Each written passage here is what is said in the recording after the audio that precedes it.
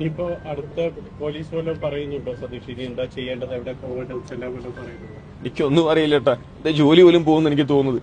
ഞാൻ HR മാരെ ഞാൻ എന്റെ എനിക്കൊന്നും അറിയില്ല ചേട്ടാ. അയ്യോ, എങ്ങനെ അറിയാനാ സതീഷെ? ബോധം വേണ്ടേ? ഇപ്പോഴല്ലേ വെളിവ് വന്ന് തുടങ്ങുന്നത്. റിയാലിറ്റിയിലേക്ക് ഇറങ്ങി വരുന്നതേ ഉള്ളൂ.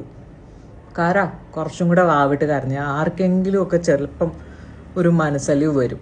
പക്ഷേ ഇതേ പാതയിൽ ഇതേമാതിരിയുള്ള സതീഷിനെ ജീവിതത്തിൽ പങ്കാളിയായിട്ടുള്ള ഒരുത്തിയും സതീഷിന്റെ കണ്ണീര് വീഴത്തില്ല. പാവം ഒരു അതുല്യ.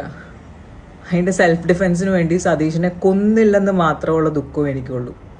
അല്ലാതെ വേറെ ഒരു ദുഃഖവും ഇല്ല.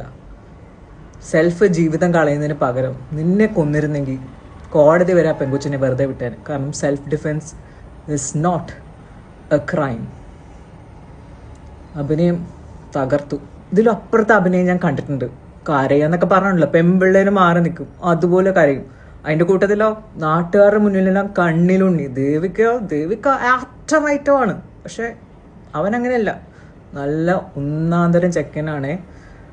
സൽക്കർമ്മങ്ങൾ, ഈ പാവപ്പെട്ട ആൾക്കാർക്കൊക്കെ കാശ് കൊടുക്കുക, വെള്ളിയാഴ്ച പള്ളിയിൽ പോവുക. മുസ്ലിമാണ് ചെക്കന്. എന്ത് നല്ല ചെക്കനാണെന്നറിയാം എൻ്റെ ചെക്കൻ.